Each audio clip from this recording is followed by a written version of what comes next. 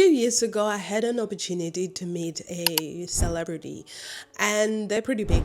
Actually, I've met a few celebrities throughout my life, and I've had the opportunities to be interviewed, featured on podcasts, and spoken in different spaces. And I had opportunities to meet people that many may recognize. However, there is one experience that I completely rarely talk about, not because it was somehow glamorous. I assume it maybe should have been glamorous, but because it utterly overwhelmed me so much. The opportunity came absolutely out of nowhere, and if I'm being honest, it didn't actually align with my value, with who I am at the time, and it felt quite left field. I almost said no. I remember asking different friends, different people what they thought about it. I even remember being paid for it, and I initially not wanting the money. Till this day, I don't remember what I did with the money. I can't remember what I actually did with it. That's how so disconnected I was from that particular experience. What I do remember is being in the green room, or whatever you want to call it, backstage. That's where everything really started. As I sat there, my nervous system was like screaming. I was so uncomfortable, out of my depth. I remember looking around and being completely shocked by how unapologetically these people were. It was very interesting, not necessarily good or anything, not necessarily bad.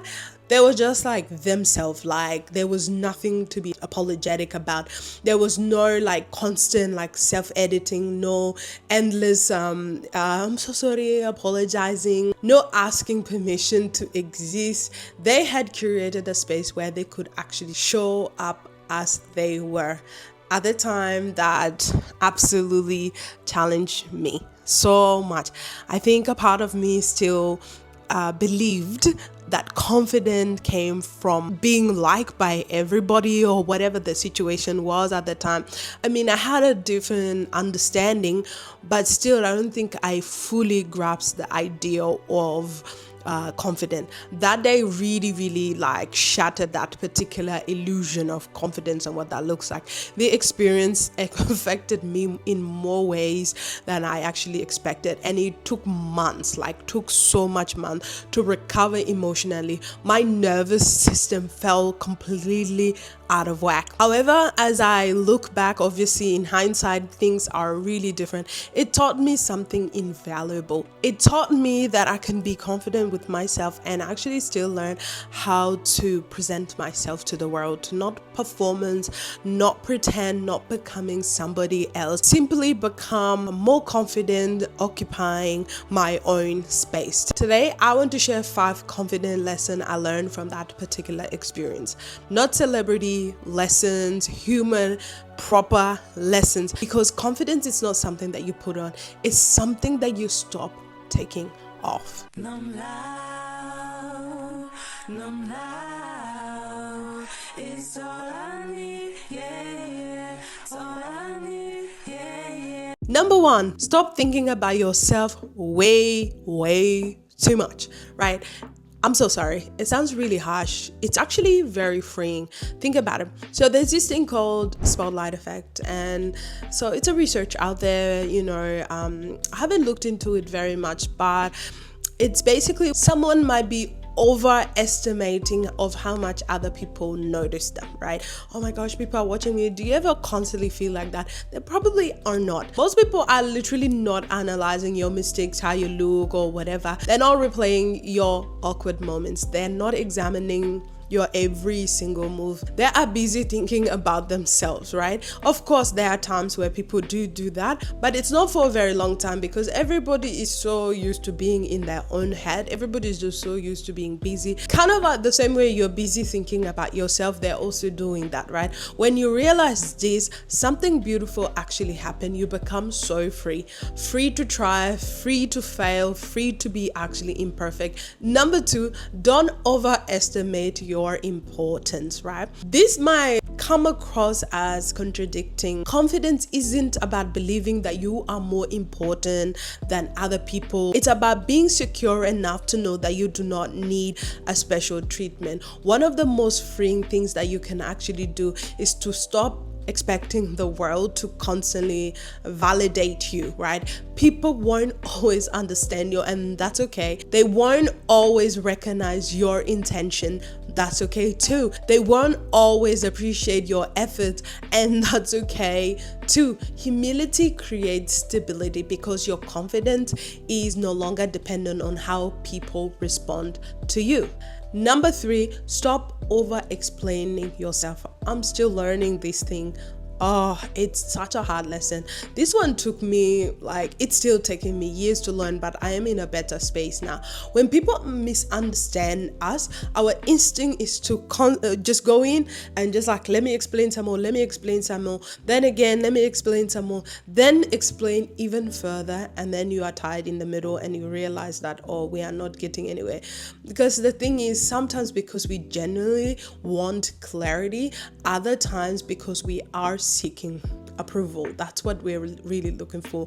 Not every misunderstanding needs immediate correction. Not every single opinion needs a defense. Not every conversation requires a closing argument at all. Sometimes the strongest thing that you can do is allow the conversation to take its natural course. People are allowed to misunderstand you, and you are allowed to survive it.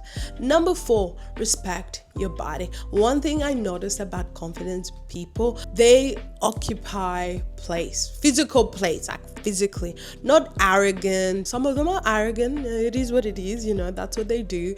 But just simply being intentional. Stand up straight, lift your head, relax your shoulders. When you're sitting down, sit with awareness. Like right now as I'm sitting, my back is pretty straight. But if I started slouching, I'm gonna look like I'm choking like that. However, if I go up and lift my body, I look very, very straight. Because the truth is, your body is always communicating messages to your brain. Posture does influence how we feel, how we think, and how we show up socially. Confidence isn't just about the mindset, it's absolutely embodied. Your body is listening to how you're carrying yourself. Number 5, most people think that hearing somebody sound coming through and listening are the same thing. They're not the same thing. Most people are taught, it's not even taught to hear. Your ears are open, so you have to hear what people are saying. But to really, really listen is actually quite intuitive, right? Because the truth is, hearing is automatic because your ears are there, unless obviously you don't have hearing. That's a completely different thing. I know I've hanged out with people who are more like the quieter souls. I'm not a quieter soul. And so I've had conversation with them where they just sit there and they hear you, but they're not listening to you. And I'll try to explain that you can't do that. And then the opposite is also true, that us who are not quieter souls, sometimes we can yap. We're actually not listening to the other side. But it is important to differentiate that active listening skill. Listening is very intentional. Confident people don't need to actually dominate the conversation. Like us, we need to work on not dominating conversations. You don't need to constantly prove yourself. You have to be curious, present, and very engaged, and ask questions, pay more attention. Ironically, one of the fastest ways to become interesting is to be interested in the other person and what they're telling you.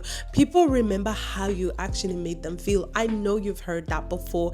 And a few things make people feel so valued more than anything is somebody actually genuinely listening to them and not just yapping or just be like, oh yeah, I hear you, yeah, and that's it. No, actually be interested in what they're saying, be invested. So what did that celebrity teach me? Not through a speech, not through advice, not through a conversation. They taught me that freedom comes when you stop asking for permission to exist. You can be thoughtful without shrinking, confident without arrogance, visible without performing. And perhaps that's the lesson that I needed to learn in that particular thing. The world doesn't need another version of somebody else. Be you. Everybody else is taken. I don't know if you've ever heard of that before. Be you, because everybody else is actually taken. It needs a version of you that finally feels safe enough to show up. And maybe that's what confidence is. Not becoming more, simply removing everything that was stopping you from being your true, authentic self. And the funny thing, today I actually randomly decided I'm not going to put all these like makeup and stuff like that. I put a little bit, a touch of this body face thing on my face, and then I just put a little bit of lip gloss, and that's it. So maybe this is about confidence. All right, see you in the next video.